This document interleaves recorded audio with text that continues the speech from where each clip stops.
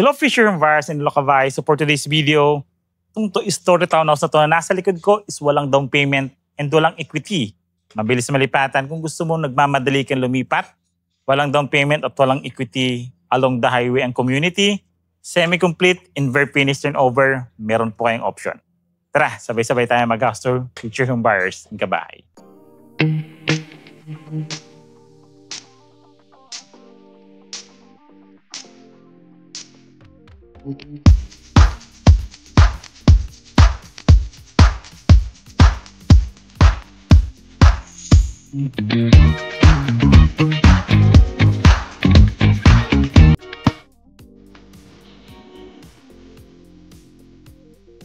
Again, Fisher and Virus and Kabahay. This is Randy Salvador. Of course, my wife, si Julian Salvador. This 2025, kami pa rin po ang susi at tulay patungo sa pangarap niyong bahay.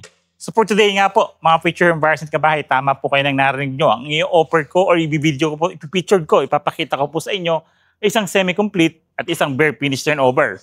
Walang down payment, walang equity, mabilis malipatan through Pag-ibig Financing and along the highway. Pagbaba mo ng bus from Manila is walking distance lang to community. Tara, sabay-sabay tayo mag-house tour. So itong prop townhouse na Toy Story townhouse si Selina model ito, na may lot area po siya na 36 square meter and the house area is 44 square meter naman. Provision for 2 bedrooms, may 1 toilet and bath. Of course, ang ganda kasing ng community. Lapit sa lahat ng necessities na pangailangan natin. Tara po. So ito, si Selina model. Ito nga lang po, kay Selina model is wala po tayong car garage dito kasi kung makikita yung harapan natin is 1 meter frontage only. Pero yung pasad naman natin, napaka-modern, mga sliding windows ng bintana at the same time, high ceiling din po. And wala na kayo masyadong ipapagawa dahil semi-complete turnover na po ito. Kaya sa mga naghahanap ng mabilis lipatan, walang down payment and walang equity, ito na po yun. Tara po, pasukin natin.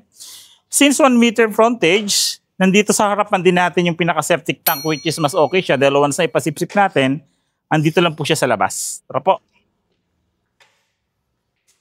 Pagpasok natin, pintuan natin is metal flush door yan. Pati hamba natin is metal po yan. May door na pa siya during the turnover. So this is our actual turnover kay Selina model. Si Selina model is a basic or semi-complete turnover. Kasi painted na yung wall, kung makikita nyo naman, may pintura na po yung wall. Ang kailangan lang natin dito is tiles and partition which is for homeowners, mas okay, di ba? Kasi kayo na yung masusunod sa pagpapagawa nyo ng bahay or ng units dito. Kung makikita nyo, pintura na yung wall. Yung ceiling, wala pa po siyang pintura pero naka-steel decking na rin po tayo. Sa harapan natin, sliding windows.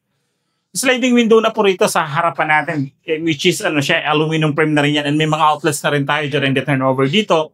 Katulad dito, sabi ko pa, ay malapit siya sa highway. Pagbaba nyo from Manila. Commuter friendly siya actually kasi pagbaba nyo siya ng Manila, yung from highway, is nandito na yung community, walking distance na lang po siya. At the same time, yung mga necessities natin hospital, in front lang ng community.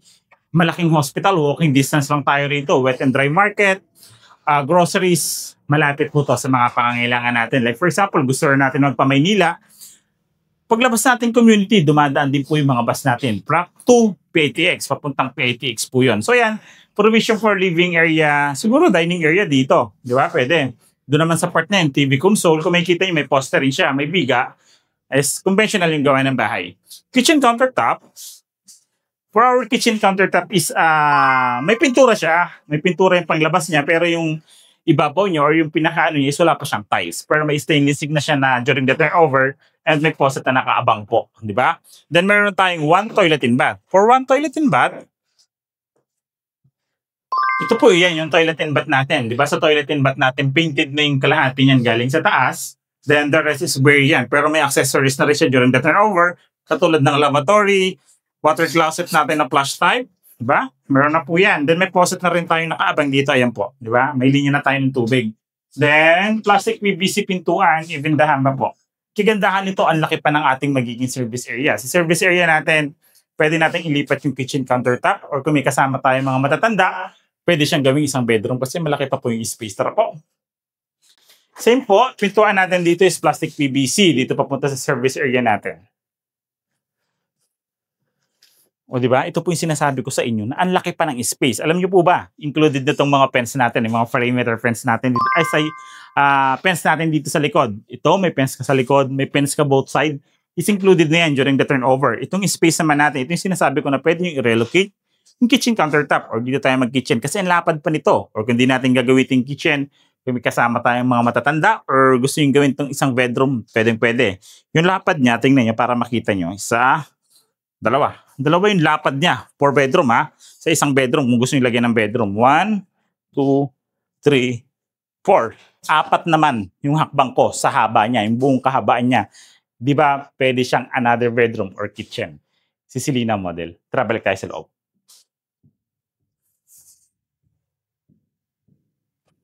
So second floor naman, papakita ko sa inyo sa second floor, provision siya for 2 bedrooms. Wala lang siyang partition, wala rin po siyang tiles. And kung makikita nyo naman, itong pinaka-railings natin, sa railings natin, wala po siyang alog. Matibay po ito. So tubular po yan. Bakal po ito. Bakal sa ibabaw niya po steps niya. Isimentado. Pwede tayong maglagay ng tiles. Or vinyl. Tara po.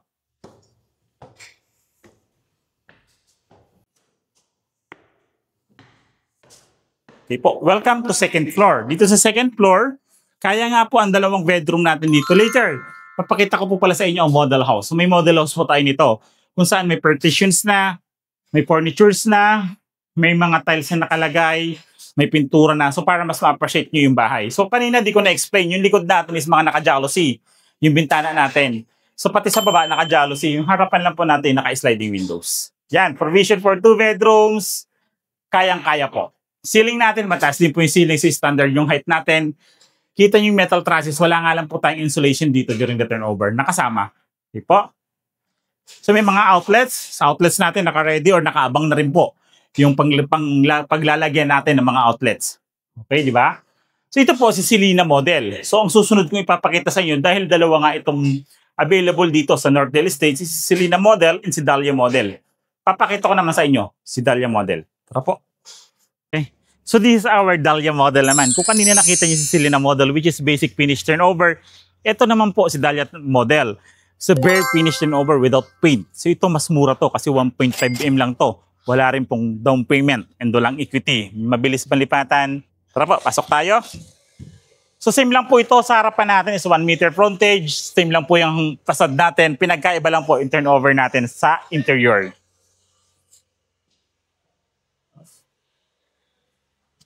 So ito po yun, feature and buyers ni Kabahay. Yung actual turnover din natin for Dahlia model. Mas mamura to.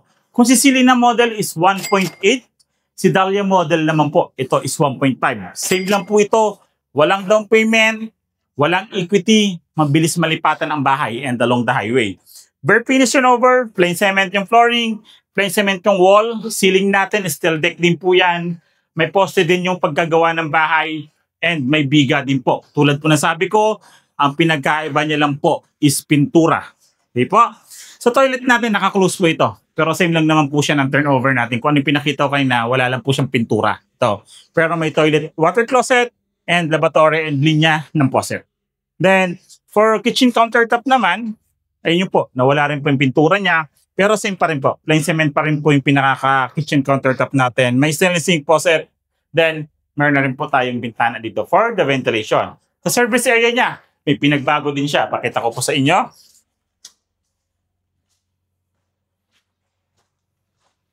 Yung service area natin dito, may fence din po. Same size lang yan, 2 meters yung lapad. Yung haba niya naman is 4 meters, pinagkaiba niya po. Dahil si Selina is a basic finish turnover, wala din po siyang pintura. Hindi rin po cemented yung service area. Ayun po yung mga pinagkaiba niya from pintura sa service area, hindi cemented. So ayan, pwede nyo siyang ikumpara kung kay Selina or kay Dahlia. 1.5M, Dahlia, 1.8M, Selina model. Pinagkaiba is pintura and di lang cemented. Kumpitin nyo mga picture and buyers, saan ba kayo masulit? Parehas po, walang down payment and walang equity. Papa. Tingnan natin yung second floor. Sim lang, yari sa hagdanan, combination siya ng steel and concrete. Dito, sa second floor, feature and buyers and Kabahay. Kung si Dahlia model kanina nga, sabi ko pinturado, dito po wala rin po siyang paint. Ceiling niya wala namang pinagkaiba sa turnover. Pinagkaiba lang natin sa turnover ay pintura dito sa second floor. Si Dahlia model. So ngayon, nakita na natin si Selina model. Nakita nyo rin si Dahlia model. paano ba binihisan or paano ba magkakaroon ng ayos yung bahay pag meron ng homeowner or nabili nyo na yung bahay? Paano nyo i-renovate? Pakita ko po sa inyo yung model house. Dress-up unit po pala. Yan, mga feature home buyers and kabahay. So ngayon, mas makikita nyo paano ba binihisan si Dahlia model, si Selena model from semi-complete, from bare finish turnover to complete furnish o complete turnover. So ito na yon, ang ganda. Sobra. Kikita nyo naman. Saka makakita ng ganito, walang down payment, walang equity. Ang ganda ng location. Kita nyo naman, may living area tayo, provision for living area. Pwede tayo dito maglagay ng TV console. Then, pagpasok nyo, alam nyo ba, yung under ng stair natin is ginawa siyang room. Yan. So, ginawa pa siyang room. Pwede mo siyang gawing storage area. Di po? So, ganyan siya kalaki. Tingnan nyo naman, nakakatayo ako. So, pwede siyang gawing storage area. Pwede nga siyang tulugan eh. Just in case, maglagay tayo ng tulugan dito. Pwede, mga feature yung wires and kabay. So, yun yung naging idea niya naman dito. So, kung makikita nyo, naitago siya, di ba? Then, pwede kayo maglagay dito ng TV console. Dito sa part na to, kung makikita nyo naman, ito yung naging pinaka-counterbar natin or siguro kitchen counterbar natin. Ito yung magiging area na to. So, pwede tayo maglagay ng dining area dito. Ito kasi is idea lang naman. Pinakita lang dyan kung paano nyo papagandahin palalo. Pero kung di nyo gusto yan, maglagay na kayo ng dining table dito, di ba? 4-seater, 6-seaters, kasyang-kasya. Kitchen countertop, from very finish, ang ganda ng nilagay na porcelain na tiles. Naglagay tayo ng mga modular cabinets. Then may mga cabinets din tayo dito. Base cabinets po, di ba? Ang ganda. Napakamura pa. Sa service area, so for our service area, yan. Same lang po to sa harapan. Ginawa siyang yung polycarbonate yung likod. Naglagay ng metal trusses, nilagay ng polycarbonate. Then dito sa part na to is ginawa siyang pinaka-laundry area. Di ba? Ang laki pa ng space. Kung tatanggalin nga natin yung kitchen countertop, yung lababo natin, then lilipat natin siya dito, mas malaki pa yung magiging espasyo natin. Diba? Tara po. So ngayon, papakita ko sa inyo kung paano tayo nagkaroon ng 2 bedrooms sa taas. Tara po. Ito naman po sa second floor, kung makikita nyo, naglagay tayo ng vinyl, naglagay tayo dito ng pinaka anti-slip. So para hindi tayo madulas, for the safety and features po yan. Tara po.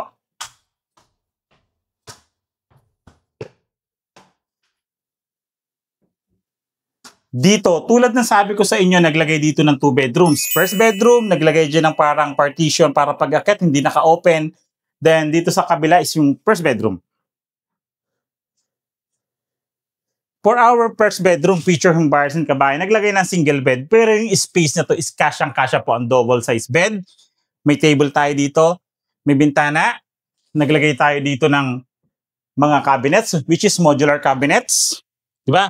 Then, ang laki pa ng space. Saan ka makakita ng ganito? Once na mapaayos na, walang down payment and walang equity. Second bedroom. For our second bedroom naman, kung makikita nyo, dalawang, parang, double deck, sorry. So, double deck yung nilagay natin dito. May space pa tayo dito for the, like for example, gusto natin magkaroon ng working station. Sa side na to, sa part naman po na to, kung makikita nyo dito, naglagay ng built-in cabinets. Sobrang laking built-in cabinets. Imagine, 1, 2, 3, 4, 5 doors po yan na built-in cabinets. Diba? Napakasulit. May expansion pa kayo sa likod. Hindi pa to ginalaw or hindi pa dinimolish. Pwede mo pa siyang extend papunta rin sa likod kasi may 2 meters pa tayong lapad and meron pa tayong 4 meters na haba sa likod. Tara po, pag-usapan natin yung price ni Dahlia at Selena. Sa feature home buyers ng kabahay, nakita natin si Dahlia, si Selena model. True pag-ibig financing ito, walang down payment and walang equity. And mabilis po makalipat feature home buyers ng kabahay. Di ba ang ganda nung nalipat, nung na-renovate na yung bahay? Yung competition, lalagay ko dito sa side from total contract price to required income. Andito po siya side. Lahat yan is for pag-ibig financing. Lahat ng pag-ibig members is welcome po dito. Ang ganda ng location nito, feature home buyers ng kabahay. Contact numbers ko naman po, Globe, Viber, and WhatsApp. Nandito po siya, naka-flash sa screen. And yung mga social media accounts ko po siya, bisitahin nyo lang, comment, nakapin po siya ron sa description. Nandun po yung mga social media accounts ko. And kung ngayon pa lang po kayo napapadalo sa aming YouTube channel, like, subscribe, pindutin nyo po yung bell button para updated kayo sa mga bagong videos katulad nito. Again, I'm Randy Salvador. Course my wife, Julian Salvador. This 2025, gamit pa rin po ang susi at tulay. Tungo sa pangarap yung bahay.